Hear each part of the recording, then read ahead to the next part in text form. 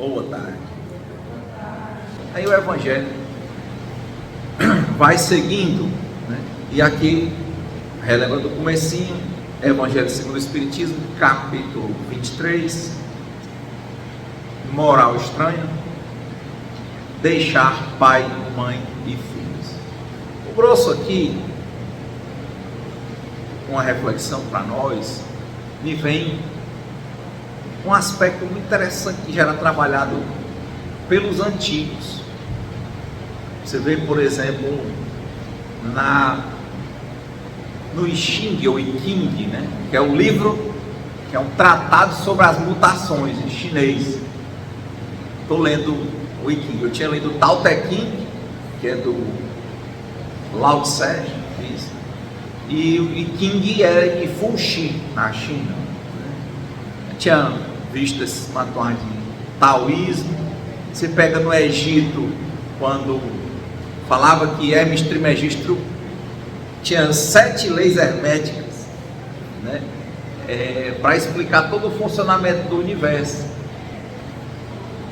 Muito antigo isso, né? Estaria na Tábua de Esmeralda do Egito antigo. E lá, nesses orientais todos, algo muito anterior, né? Você pega também nos indianos, no Mahabharata, né? No próprio Ramayana dos indianos, são os 2 livros, acho que mais sagrados para eles. Quando você lê o Dhammapada do Buda, é muito interessante, né? Taoísmo, Tao é caminho, né? E todos eles traziam essa reflexão sobre a transitoriedade das coisas da vida material. Tem uma passagem que o pessoal diz, né? Tudo passa.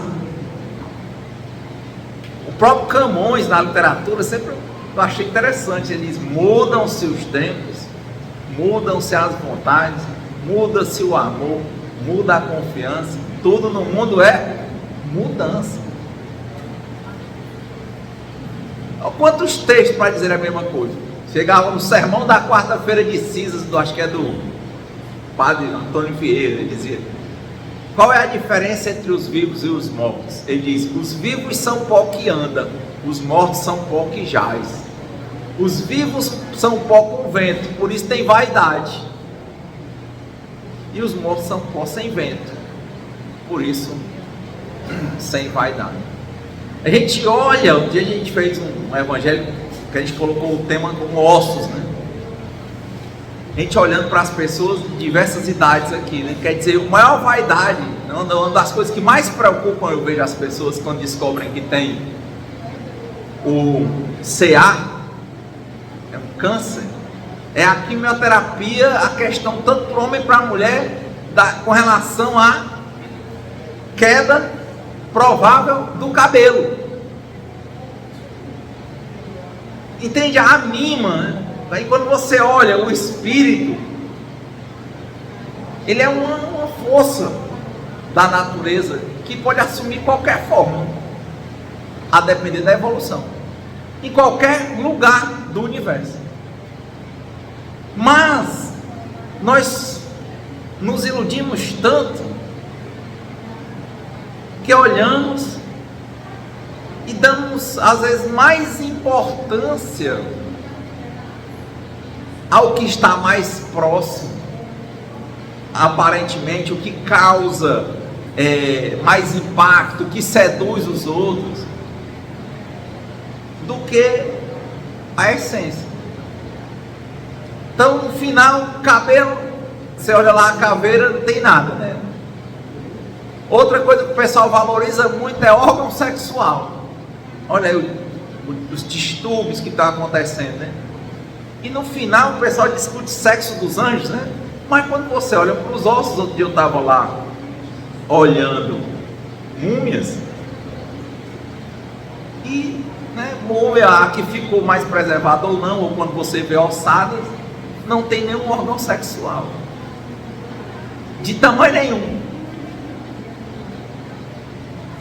E quanta gente não está levando a vida em que a pauta da vida central é a sexualidade.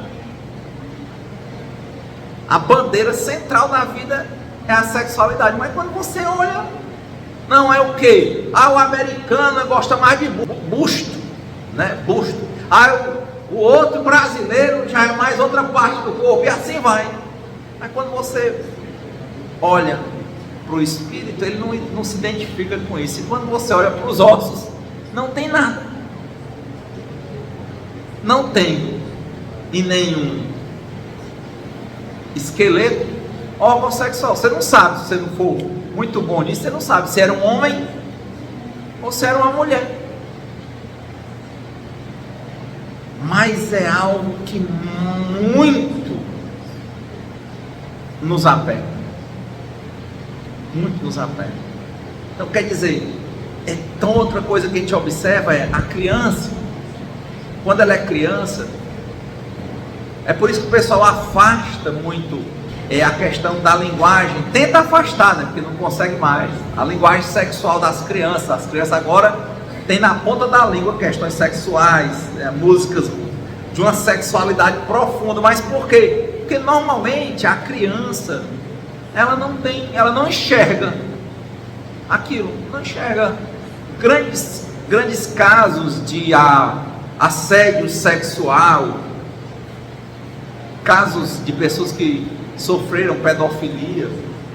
A criança passa um tempão sem saber o que estava acontecendo, ela não sabia, por isso desenvolve uma noção distorcida. Ela não sabia, nem sabe tudo aquilo que estava na mente do pedófilo. Ela olha e não é nada, ela não entende, não havia.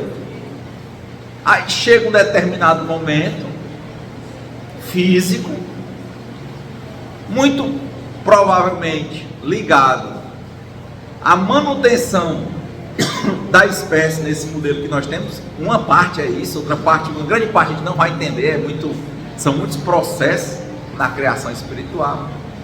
Aí chega a parte em que a pessoa começa, os hormônios, os impulsos culturais, a chamar a atenção para a sexualidade. Quando a pessoa vai ver, ela não pensava de jeito nenhum, não sabia o que era, não tinha nenhum contato, não entendia. A pessoa que era pedófilo podia ver nela várias coisas, mas ela não enxergava. Igual o cara brincando, o cara diz assim: ei rapaz, olha ali um buraco no muro. Ele disse: que muro? O cara não está enxergando nem o muro, avalia o buraco. É uma criança com relação à sexualidade. Quem não lembra no momento em que não se lembrava de sexo aqui? Quem lembra? No momento em que sexo não era nada do que você tem na cabeça hoje. Quem lembra desse momento? Vocês não conseguem lembrar? E que não tinha nada a ver. Não tinha nada. Hoje você imagina a quantidade, você imagina a Bíblia, usar esse termo de ser um livro grande de informações que você tem sobre sexo, que te mexe em tudo. Mas quando você para e lembra de determinado momento em que aquilo ali não significava nada, nada. Aí aquilo ali veio e forte, e às vezes tem gente que, como eu falei, vira dependente, a vida fica dominada, e do mesmo jeito que aquilo veio, a gente vai envelhecendo. Todos aqueles hormônios que foram colocados, todo aquele processo pesado, cultural, vai passando. O homem e a mulher não chamam mais a mesma atenção com 70, 80 anos do que quando chamavam com 15, ou não? Ou chama? Não chama. Muitos não têm mais os mesmos desejos, outros não têm vigor. Ou seja, passa. As coisas vêm e as coisas vão, mas nós nos apegamos ao que passa. Porque o que fica é o espiritual. É isso que está sendo dito. Hoje eu tenho muita resistência quando falo a vida futura, na minha compreensão, porque na verdade a vida é uma só. Mas é uma forma mais didática de ensinar para a pessoa dizer que o plano espiritual, que uma hora o teu corpo vai ser espírito. Eu já penso assim, o corpo é espírito, e tudo isso aqui é só uma mima, uma ilusão, para a gente ir aprendendo com ele. Mas a vida é única. É única. Então o que fica é o que a gente vai aprendendo, é o processo de aprender, em que a gente não pode dizer aprendi, porque é como se a gente fosse se habilitando, amadurecendo aos poucos para o próximo processo de aprendizado. Por isso que eu digo que a questão da sexualidade, um dos pontos que a gente consegue enxergar bem central é a reprodução, e que para que aconteça vem interligado aí com o chip do prazer. Mas é uma parte das informações. Quando a gente chegar no outro patamar, a gente já vai ver mais coisas. Tem milhões de conexões. Você imagina milhões de conexões? Bilhões, trilhões. Você imagina aí um chip feito hoje, né? Você tem chips dentro do celular que tem bilhões de conexões. Então é por isso, a gente não tem a capacidade de compreender bilhões de conexões. Então a gente não tem a capacidade de compreender bilhões de conexões decorrentes de uma coisa como o sexo. A gente olha para um caso, olha para outro, mas o problema é que a gente se apega demais. Quando tem o primeiro contato com o prazer, não entende que aquilo ali fazia parte do aprender. E a gente se foca e não quer que passe. A maior lição era: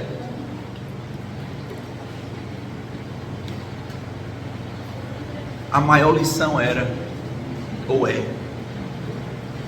tudo passa. O que é que a gente acha ruim passa, e o que a gente acha bom passa. E onde é que está o centro do problema? É as coisas passarem? Não, as coisas passarem é a realidade. O problema, a Ana falou aqui, não é culpa de Deus. Porque o jogo está posto: dor, velhice, doença e morte para a matéria. Aprendizado constante para o espírito. O que é que fica? Vão-se os anéis, fica os dedos. O que é que fica? O que a gente vai aprendendo. Eu nunca digo que a gente aprendeu, a gente está aprendendo de novo, porque a gente ainda está aprendendo a se conectar com o universo. Então, a gente aprendeu uma coisa e dá um passinho. Mas o que é que fica para nós? Sabendo que as coisas são, sabendo que o mundo é passageiro, que é dual, que as coisas mudam, que é transformação constante. Toda vez que nós nos deparamos com um prazer, nós não queremos que ele passe. Aí nos tornamos adictos. Adictos quer dizer escravos. Comida adicto, sexo adicto, álcool adicto, droga adicto, emocional adicto.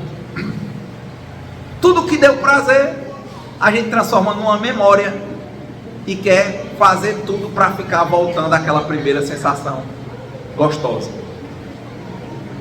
Não entende que a vida tem momentos de frio e momentos de calor. Aí estava com calor, queria o frio. Quando sentiu o frio, se foi agradável, não quer que o calor volte. Quem é que está criando o problema? A vida está posta. A matéria vai passar por dor, velhice, doença e morte. E o espírito vai continuar aprendendo. Mas o que é que a gente olha? Eu não quero sentir dor. A dor é necessária, o sofrimento é opcional, que na dor eu posso aprender. Ou seja, na dor, a dor ensina a gemer, o cara começa a pedir ajuda. Se não sente dor, olha aí o caso do diabético, vai perdendo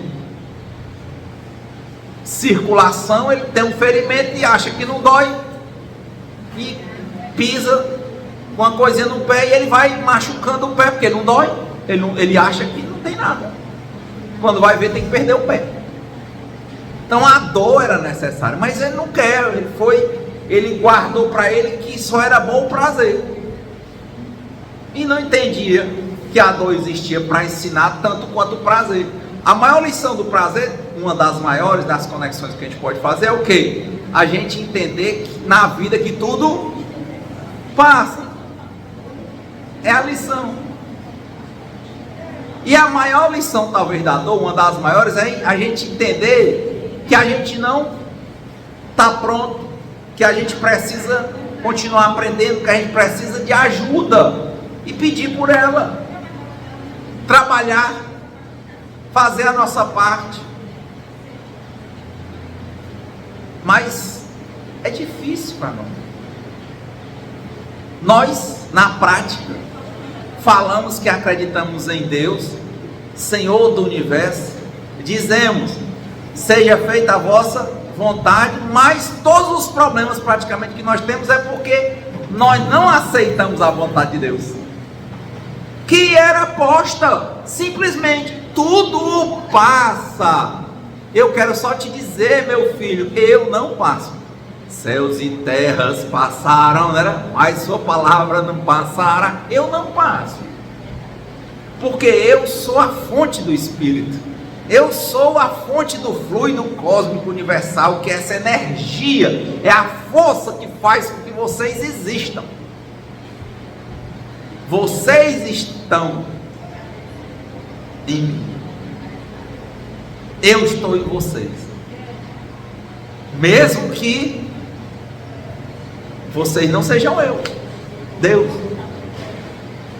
mas há uma energia, a mesma energia que está aqui no ventilador. Chega alguém com um fio, liga e liga o som, energia. Você vê o som, você vê o vento, diz eu sou isso. Você ainda não entende, mas olhe como eu ajo daí, ó.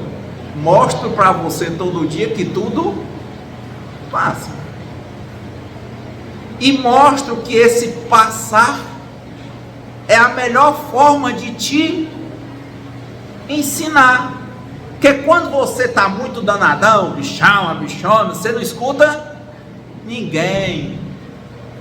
E eu sou o Deus que destrói sonhos, eu aquebranto teu coração, para te mostrar, não porque eu sou Deus, mas para te mostrar que a vida é constante mudança, que a vida não é como você quer, a vida é como ela é.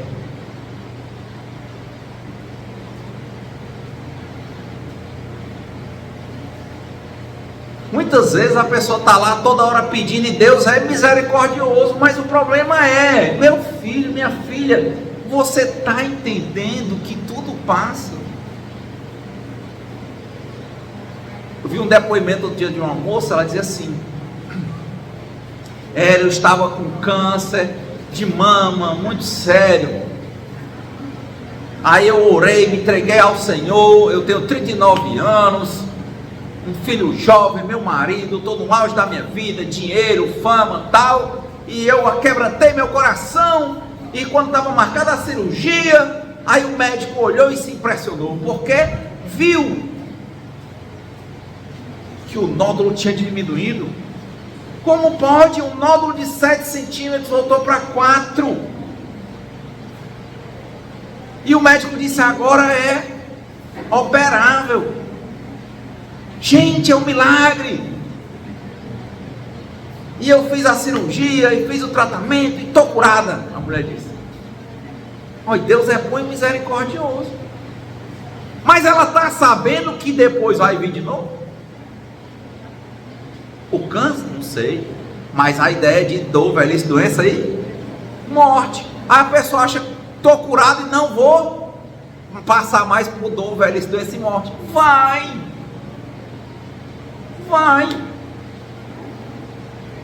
Quem é que gosta de ouvir um negócio desse? Ninguém. Não aceita, não quer nem ouvir. Não quer.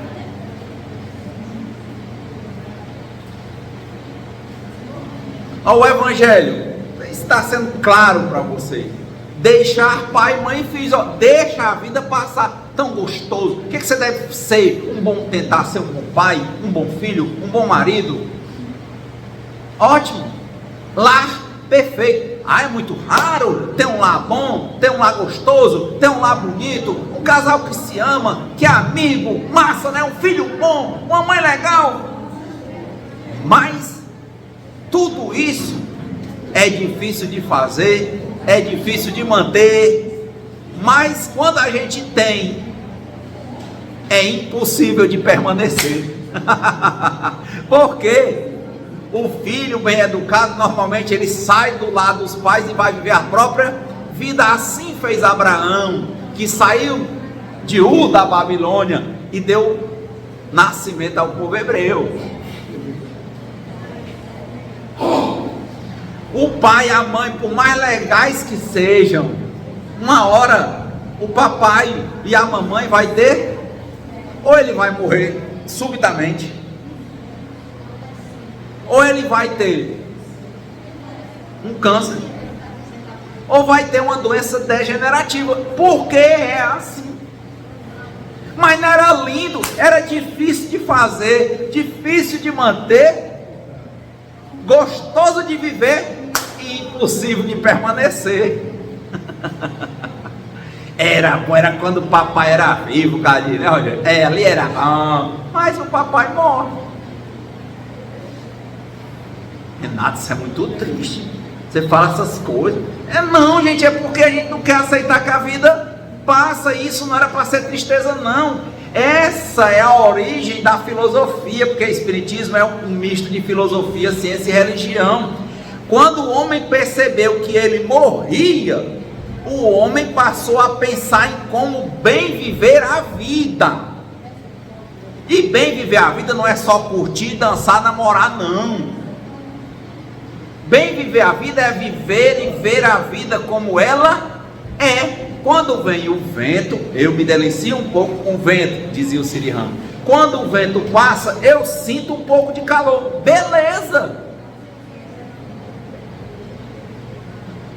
Ai, que legal! Meu filho queria a faculdade, passou. Meu filho queria ser uma determinada profissão, conseguiu. Ele está crescendo, conseguindo contratos. Do mesmo jeito que você vê a água enchendo, vai ter uma hora que a água vai secar.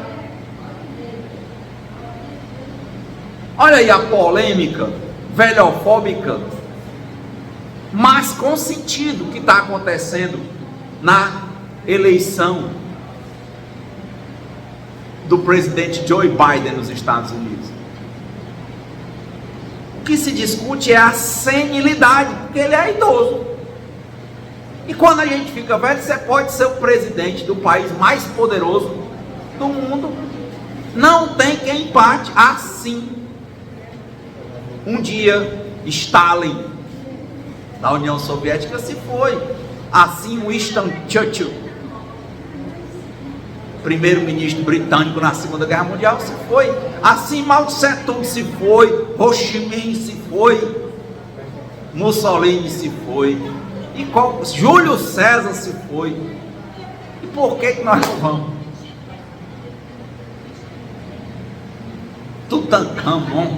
Tutankhamon, Ramsés I, segundo, José do Egito, não importa. Mas José não era tão bom, o faraó não ficou tão rico, mas passa, hoje o Egito não tem nada do poder que ele tinha. Mas Roma não era tão poderosa por milênios, mas passa. E o nosso conflito é o mesmo. Não queremos que as coisas passem, mas não como? O que a gente acha que é ruim quer dizer o quê? Quer que passe. Mas tudo passa. Nelson Ned, né? Tudo passa, tudo passará. E nada fica, nada fica.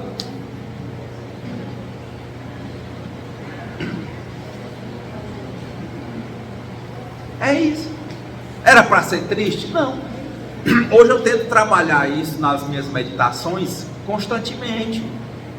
De novo, não para ficar triste com a vida, mas para compreender que a vida tem a finalidade maior. Ela é feita para que eu esteja aprendendo a cada momento. E o que mais me ensina? A mudança da vida. Isso está me fazendo ficar em depressão? Só por hoje não. Um dia de cada vez. Eu estou levando assim. Poxa, se eu tenho meu filho, que ele morre todo dia, como é que ele morre todo dia? Porque é um meninozinho, bebezinho que a gente andava no braço. Agora já tem 8 anos, já é adolescente. Daqui a um tempo não quer mais andar com você. Cada fase é uma vida. Mas a gente problematiza demais quando está vivendo aquilo ali. Se a gente bem pensasse, vivia melhor, sabendo que tudo passa. Mas não.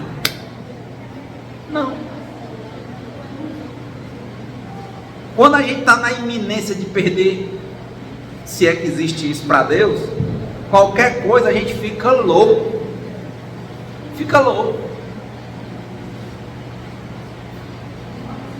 Completamente louco. Eu digo para vocês, porque não tenho facilidade. Eu estou fazendo aqui com vocês de novo uma terapia do espelho. Mas por que eu estou falando isso para vocês? Porque eu estou observando isso todo dia, porque antes eu também não queria ver, que o pior cego é o que não quer ver. Depois que eu comecei a ver, eu tenho começado a valorizar mais as coisas da minha vida, porque, de novo, a origem da filosofia, quando o homem ou a mulher percebe que morre, ele começa a trabalhar melhor como bem viver a vida. E quem não vê que isso acontece, fica vivendo a vida aí de qualquer jeito. Viver é sexo, é o filho. Uma hora nem tem hormônio, nem tem vigor e nem tem mais o órgão sexual. Viver é beber. Vou beber bebida alcoólica. Beba, meu filho. Um pedaço, ó, começa a barriga crescer. Que é isso? Claro, se eu estou bebendo, a barriga cresce. Mas só que ali é o famoso Figueiredo, né? O rim não aguentando, o fígado. Aí chega uma hora que se beber morre de cirrose. Mas eu não vivo sem beber. Meu filho, pois já está resolvido o problema. Vai morrer. Ora, vai. Mas e se eu quiser morrer botando a última na boca? Se o senhor aguentar. Porque eu conheci casos de gente com câncer no fígado que não conseguia beber nem água. Botava um copinho desse de café, um pouquinho na boca e vomitava. Ai, mas eu quero que o álcool entre lá dentro, sabe? Mas não entra. Mas eu quero beber, não entra. Já viram o caso assim? Problema no fígado, a pessoa vomita. Mas eu quero é que vá lá no fígado. Só se você mandar arrancar seu fígado e melar de álcool. Porque pela boca não vai. Não vai. Não adianta. Quem tem problema renal é a mesma coisa, um problema renal forte. Até para beber, só bebe quando está na máquina. Naquela máquina que faz o tratamento de... Esqueci o nome. Hemodiálise, não é isso? Quando não é, bebe nada, meu filho. Mas como é que a pessoa fica sem beber? Não sei, fica. Não pode. Mas eu quero, não pode. Já pensou o fumante? Tetraplégico? Ei, Rogério, eu vou te contratar só para tu ficar botando um cigarro da minha boca para eu fumar, ó. Será? Que lá no hospital vão deixar o Rogério ficar botando cigarro na boca dele? Vão. Espera. O cara na UTI, consciente, todo estado meio vegetativo, ele consciente lá dentro, quero fumar. Vai fumar, viu, meu filho? Vai fumar muito. Eu quero, sou rico. Vai fumar não. Não consegue. Não consegue nem se coçar na hora de fumar. É ruim, sabe? A mão de Deus, as lições, por isso que a dor é necessária. As lições são muito pesadas. Quer dizer, eu faço do jeito que eu quero. Faz não. Não desafia a vida não, que piora. Não faz. Eu vou fumar até morrer. Não sei. Pode ser que você passe um tempão aí se tremendo, chorando por fumar e não ter a condição de botar um cigarro na boca. Consciente. Eu vou morrer bebendo. Não sei, cara. Aproveita aí. Porque pode ser que o seu organismo não consiga aguentar. É só ir olhar aí. Bota na boca e volta. Ah, mas eu não sei viver sem fumar e sem beber, sem comer comida gordurosa, sem não sei o quê. Pois vai ter que. Qual a finalidade da vida? Aprender. Eu não sei viver sem fumar. Pois vai aprender. Eu não sei viver sem comer comida gordurosa, comida com açúcar. Vai aprender. Não sei. Vai aprender. Viver é aprender. Mas se eu não quiser, Rogério, se eu quiser diferente, eu sou invocado. Meu filho. Já dizia o Beato Salomão, mais fortes são os poderes de Deus. Meu filho não vai ter poder contra Deus. A mão de Deus é pesada. Por que ela é pesada? Se Deus é só amor e bondade, quer você resistir a ela. Ela é bem boazinha, mas quando ele vem botando a mão aqui, aí você quer levantar a mão, não vai. É grande. Não, meu filho, agora é a hora de parar. Paro não. Para. Quer ver se você faz eu parar, né? Assim o Adir? Ora, mas para Deus. Para na hora. Arranca até sua boca. Eu vi um cara que ele não tinha, não sei se você viu nos vídeos agora do YouTube, rola cada coisa, né? O cara, ele perdeu a boca, que ele não tem essa parte. Você fica vendo os dentes dele aqui, não tem embaixo. Não tem.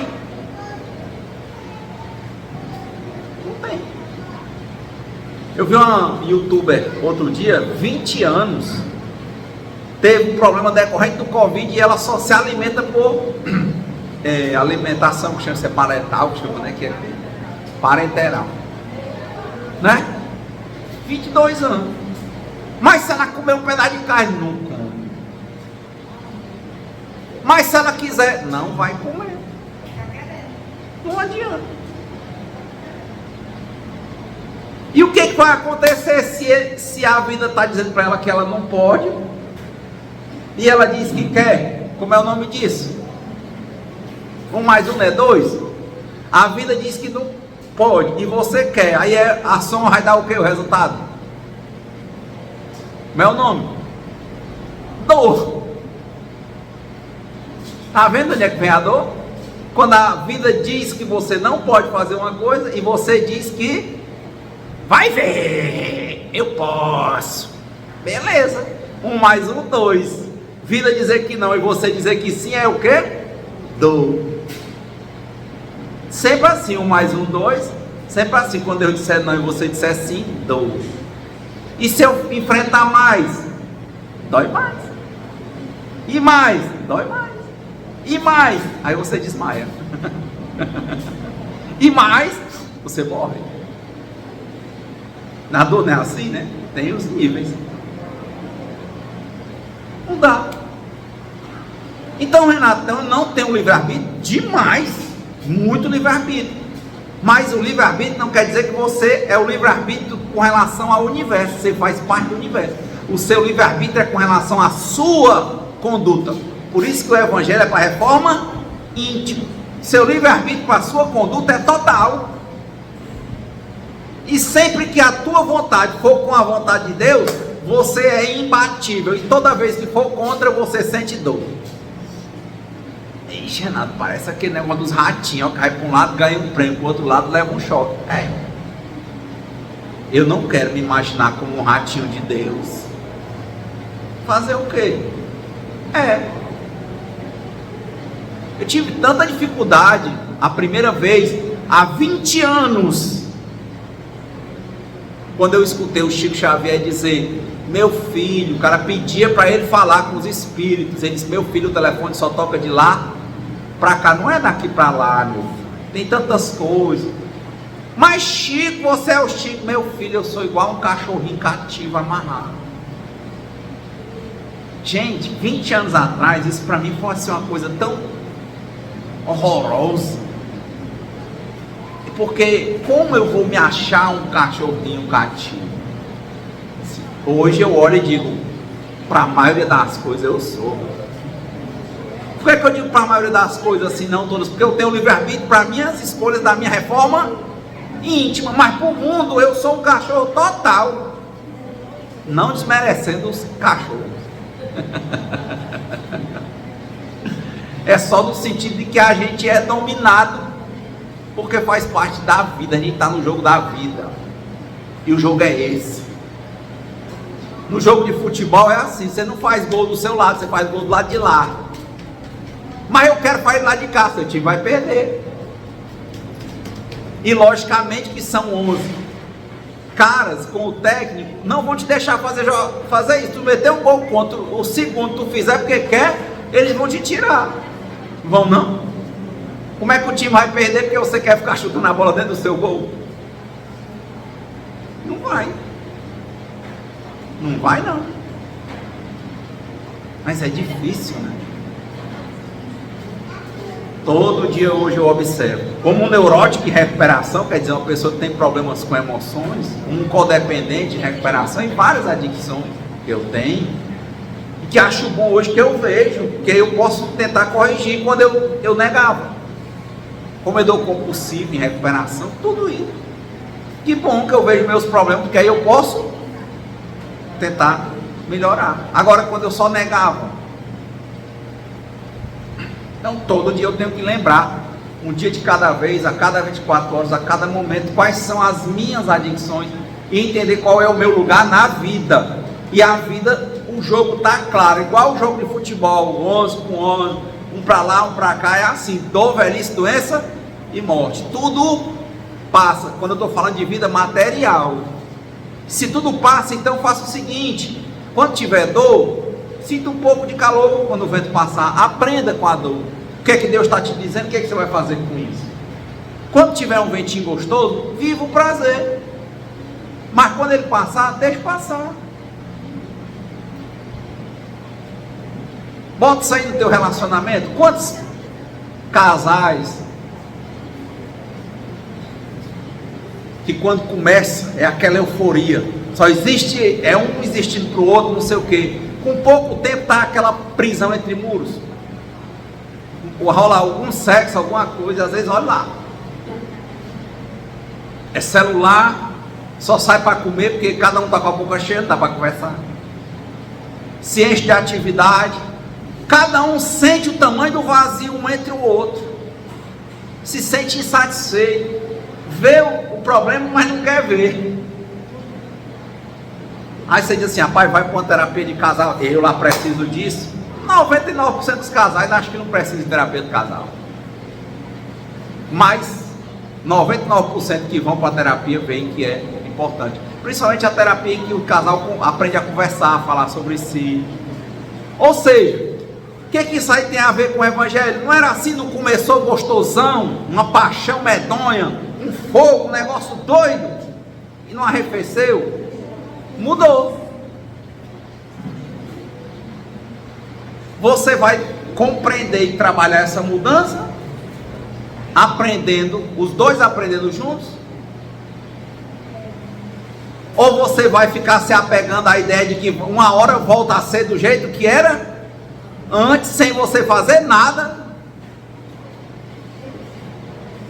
e a coisa descendo ladeira abaixo? Namoro celular, cada um no seu celular, cada um pensando, olhando para outras pessoas. É um relacionamento em que materialmente elas estão juntas, emocional e psicológica e espiritualmente elas estão completamente distantes. Você consegue enxergar que mudou? Consegue enxergar que precisa se adaptar às mudanças para que o relacionamento continue bom? Ou, de novo, está apegada a uma ideia do que foi quando começou? Como se você não tivesse mudado, o outro não mudasse, a vida não mudasse.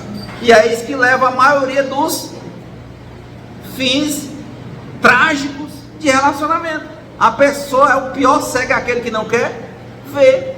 De novo, ele está agarrado numa ideia e não olha para a realidade que as coisas mudaram. Ele não trabalha aquele relacionamento. Isso é para sexo, para relacionamento afetivo entre pessoas em geral. Pai com filho, filho com a mãe. Filho pequeno é uma relação. Bebê. Filho criança é outra. Filho adolescente é outra. Filho adulto é outra, não é isso não? Como é que eu vou querer que o meu filho volte a ser bebê? Mas tem mãe que continua tratando o menino como se fosse bebê. Olha, ela não entende que a relação mudou. Ela guarda a sensação do meu bichinho. E se mamãe, né? E se mamãe, né? O bichinho. O bichinho não é mais bichinho. Ele, quando você diz assim, e se mamãe, o bichinho achar graça. Hoje o bichinho que você fizer isso no meio do povo, ele morre de vergonha, não falta. Vem bebê, sentar na perna da mamãe. O bebê tem 20 anos, mamãe. Mas é o meu bichinho. Não é. É seu filho, que agora é um homem. Não, mas isso aqui eu tenho que ajeitar para o meu bichinho. Não, isso aqui eu tenho que deixar para o meu bichinho. Presta atenção que agora você que é a bebê, você é uma bichinha, é uma senhora. É o bichinho que é para guardar da comida para dar para você. É você que tem problema de saúde. Não, é o meu bichinho. Mudou, cara. Tá vendo? A gente não está se prendendo às pessoas. A gente está se prendendo às ideias, às memórias, preconceitos que a gente criou sobre os nossos próprios relacionamentos. Os relacionamentos mudaram e a gente criou uma placa de bronze para botar neles e quer que não mude porque tem o nome na placa. Mas muda. Um homem é filho de uma mulher, mas não é mais o meu bichinho, porque o meu bichinho cresceu. Ah, eu só falo com meu filho, não escuto muito meu filho, porque meu filho é o meu bichinho, ele não sabe o que está dizendo, ele já é um homem. Agora você tem que aprender a conversar com ele conforme o desenvolvimento intelectual que ele tem. Ah, mas eu não quero, para mim ele vai ser sempre o meu bichinho. Quem já viu gente dizer isso? Tá errado, cara, tá errado, tá errado. Ai, mas se eu não disser que ele é meu bichinho, ele não vai mais, sabe? Como? Minha filha, você não entende que você não quer ver. Pare para ver que você vai ver e vai entender. Mas como você não entende que você não quer, entenda que vai ser legal. Não era legal ter o meu bichinho, né? Era. Agora vai ser um rapazinho, conversa com ele como rapaz. É, pronto, seu bichão, né? Danadão, pronto, conversa com ele. Mudou. E isso também tem a ver com deixar pai, mãe e filhos. Ai, rapaz, para mim, o meu pai era o homem mais poderoso do mundo. Aí eu, tristeza, meu pai agora numa cama, tem nem gosto de visitar meu pai, porque meu pai não me conhece mais. porque meu pai não fala mais, que meu pai não pode mais ir passear, olha, agora é o bichinho, pensando que o pai é um bichão, só que já passou o papai agora. Tem demência. Ah, então eu não quero mais ver meu pai. Olha, a mesma coisa da mulher que não quer ver o homem, só quer ver o meu bichinho. Mas é seu pai. Vai lá. Ah, não gosto. Falei até aqui para vocês o dia. Tem uns vídeos no YouTube. O pessoal perguntando, ficou muito famoso mais, né? A relação entre o Zeca Pagodinho e um amigo dele, que até foi que era compadre dele, foi para a escola de samba, teve um AVC, vários problemas. Não é o nome dele? Arlindo Cruz. Aí o cara na entrevista perguntou, lá na casa do Zeca Pagodinho tem um quadro pintado do Arlindo Cruz sorrindo. Diz que ele era muito brincalhão. Ele teve um AVC muito severo.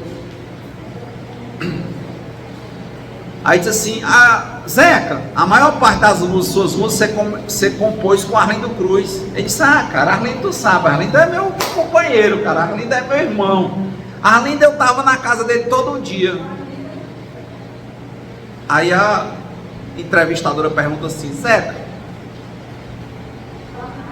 e quem é Arlindo para você? Ele disse, olha para esse quadro, esse cara aí brincando, tá vendo? É o Arlindo. É esse cara que tem na minha cabeça. Zeca, o pessoal está falando muito aí e eu queria fazer uma pergunta. Posso fazer? Ele disse, pode. Você disse que andava na casa do Arlindo todo dia. Era. Parceiro para tudo, para tudo. Zeca, disseram aqui que depois que o Arlindo Cruz teve um problema de saúde, você nunca mais foi lá, Zé. É verdade? Ele disse, Disse, por quê? Porque, cara, o Arlindo pra mim é esse aí, do quadro. Então, cara, pra mim, eu não quero ver ele, sem me conhecer, sem saber de nada, numa cama, eu não quero ver. Para mim o Arlindo é esse. Ou seja, o cara está vivo.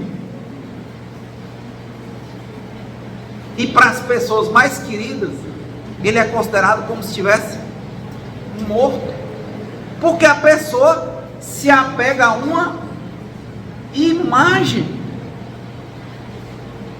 Estou dizendo quanta gente. Meu pai tem 90 anos, ele é o bebê mais bebê que eu já conheci. E vai ficar cada vez mais bebê. E o meu filho é o ex-bebê, que já tem 8 anos. Quando meu filho era mais bebê, todo mundo assim, o pessoal gostava de andar com o bebê. Passear com o bebê, é uma ideia. E o meu pai, que não é bebê, o povo não gosta de ver.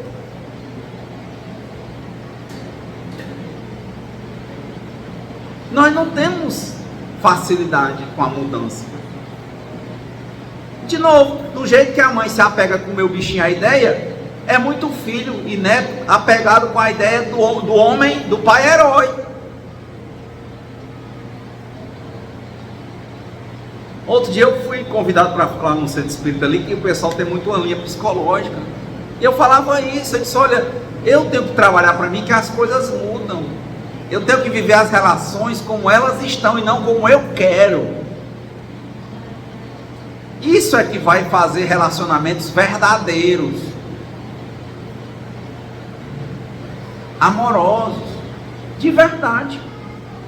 Tenho que me soltar das ideias e trabalhar a realidade. E quanta gente a gente vê dando depoimento que tem assim uma raiva do pai. Tem gente que tem raiva do pai e da mãe porque o pai e a mãe não deram a condição que ele achava que tinha que ter, entende?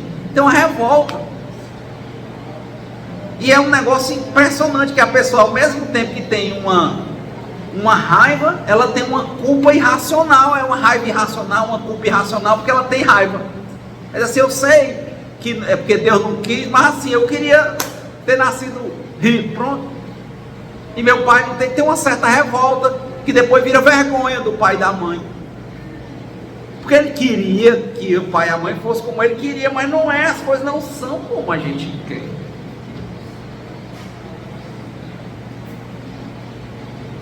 Está vendo?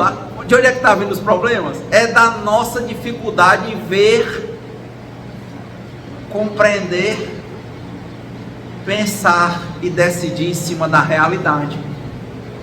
Porque a gente está vivendo em cima de ideias e preconceitos que a gente criou. Quer que o bebê fique bebê e não se relaciona com o rapaz. Quer que o relacionamento que começou no sexo, na paixão maior do mundo, que arrefeceu, não quer viver e entender aquela relação, aí vive preso, aí depois fica um achando que é dono do outro, ao invés de tentar desenvolver, entender, onde se situar.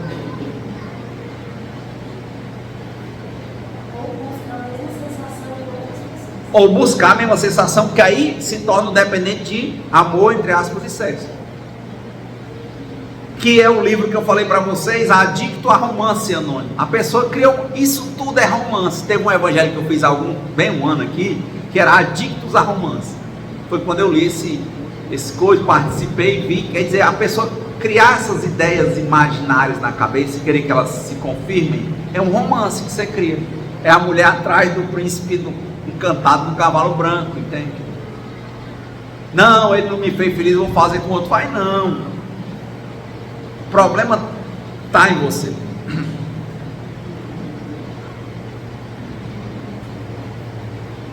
Difícil trabalhar reforma íntima e ficar falando aqui da Bíblia, não sei de quem, se dentro da gente está rolando isso aí.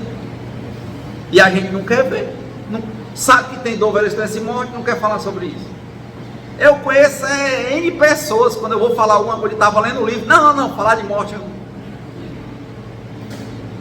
acha que estraga prazeres se a pessoa olhar para o pai e para a mãe, saber que o pai e a mãe vão morrer, olhar para si, viver um contrato de trabalho muito bom e saber que aquilo vai acabar, mas que outras coisas vão surgir, mas não quer o desconhecido.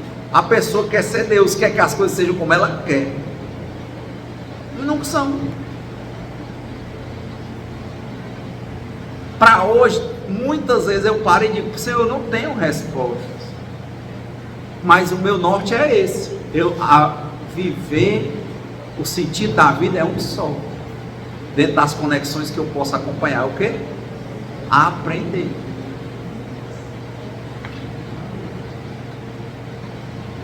Coisas que eu aprendo, que eu não sou Deus.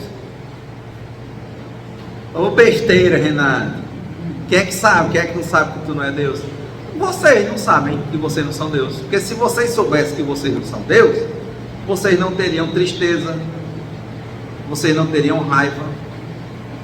Porque pode ir atrás, você está com raiva ou triste ou ansioso por uma coisa que vai acontecer que não está na sua governabilidade, e você quer que seja. Então, você não descobriu que você não é Deus. Aí tem raiva, tem tristeza, só pode ser contra Deus. Não, é o ladrão que me roubou. É nada, mano. Se você tivesse com um pau na mão, com a arma para bater e matar e dizer: eu matei, vai dizer: o senhor é danado, ladrão, aqui eu meti o capacete. Você não estava dizendo isso, você não está, porque você ficou humilhado, e você não quer ser humilhado, você quer ser Deus. Eu não falo isso, mas pensa. Eu não penso isso, mas age. Age.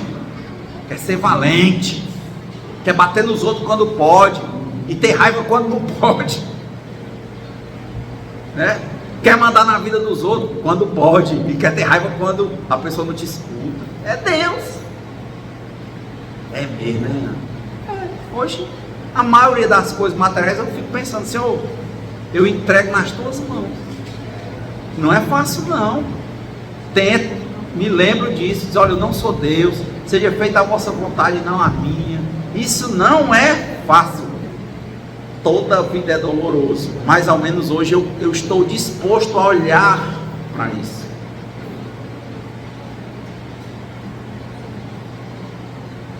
Não existiria raiva se a gente não tivesse agindo como Deus. Não existiria medo, não existiria revolta. Só o que existiria era aprendizado e adaptação, não era não? De novo, rapaz, eu conheci a menina, era sexo, negoção, não sei o que. Arrefeceu. E agora, como é a relação? Entender por que foi, como é, tá entendendo e tal. Não, eu quero, vai voltar a ser daquele jeito, então arrumar uma outra, né? Que no começo sempre tem aquela saída, aquela arrancada, né? Né? Não, você quer uma relação saudável. Aprenda a viver as relações no tempo. Aprenda a viver a vida no tempo. Aprenda a sentir um pouco de prazer com o vento. E aprenda a sentir um pouco de calor quando o vento passa. Ele vai voltar. Então não é pecado ter prazer, não? Eu não entendo que seja, não.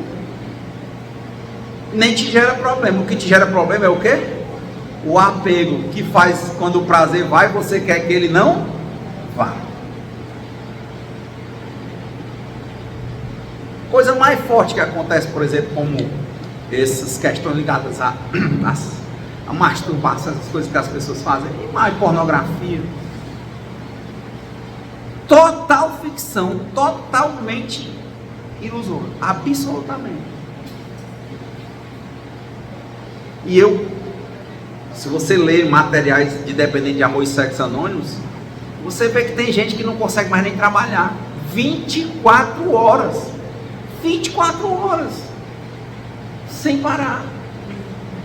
E buscando. Por isso que é uma indústria milionária, porque fica sempre a cabeça querendo novos vídeos, novas coisas, novas situações. Paga dinheiro para ter uma coisa real, a pessoa ali. Tá vendo? Presa a uma ideia. E se solta da realidade. Preso, querendo ser Deus, indo contra a vontade de Deus. Querendo mandar na vida, indo contra a vida. Um mais um aí vai dar o quê? Dor.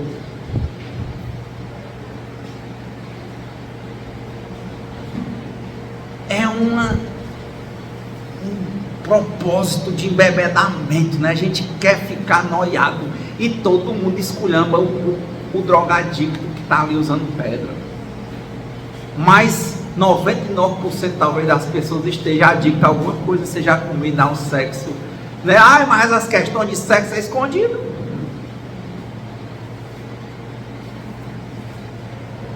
O pessoal só sabe quando sai do jornal.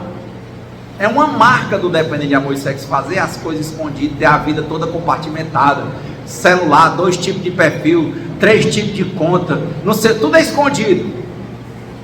Senha ali, senha acolá, porque é muita marca de dados. Tudo é escondido.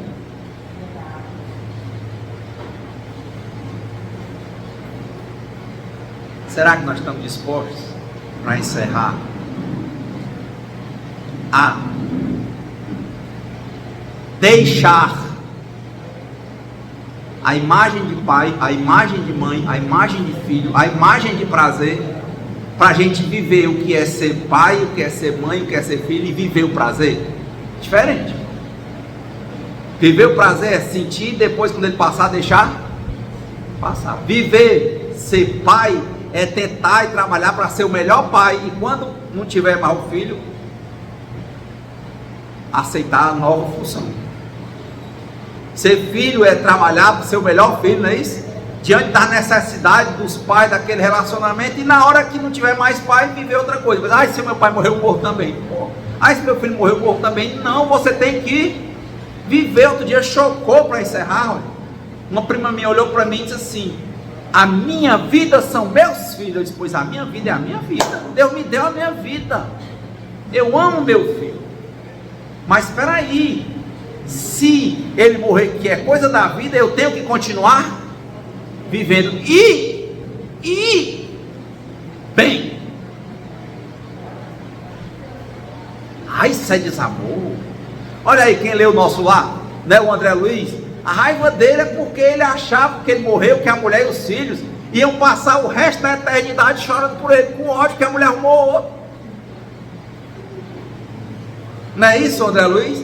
A história todinha, no final, porque para ele não tinha capacidade de ver, porque ele achava, minha mulher, meus filhos, quando ele era vivo, ele só vivia trabalhando, tendo amante, fazendo tudo, de aparência. Aí quando ele morreu, a esposa dele casou com outro, ele queria chegar lá e tivesse um tempo e louvor a ele, não tinha mais nem retrato dele na casa. Meu Deus, como pode? A minha casa não tem mais nem meu retrato. Você morreu. Morreu. André, já pensou como é que essa mulher ia criar esses meninos? Esse rapaz está aí, como é que ela ia enfrentar isso? André, quem ama liberta, André. Se você ama eles mesmos, que bom que eles estão bem. Não, eles só podiam estar bem se fosse me louvando. Não é assim.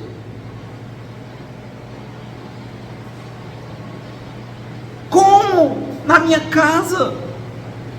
Não é mais tua casa, André. Morreu. Foi isso, a conclusão, né? Do nosso lar. O cara estava para morrer também, doente. Último capítulo do nosso lar. Aí o André Luiz soube, viu, pela primeira vez entrou na casa, depois de vários ensinamentos, ficou com vontade de ajudar a matar o cara. Mas ele compreendeu que ele tinha que ajudar, passou de fase. Quem ama, liberta. Se o amor, no nível que ele chegou a compreender ali, ele não tinha que matar o cara, ele tinha que cuidar dele, entender que ele morreu, desencarnou. É duro, né? Mas só é duro porque a gente quer, a gente age como se a gente fosse Deus, que não somos. Por isso, e como a gente está fazendo terapia do espelho, né? Eu falando não para dar exemplo para vocês, mas para cada um tentar se enxergar. Quem quiser, ore comigo. Deus, me conceda a serenidade necessária para aceitar as coisas que eu não posso modificar. Coragem para modificar aquelas que eu posso. E sabedoria para reconhecer a diferença. E que seja feita sempre à vontade de Deus e não a mim. Muita paz e boa semana.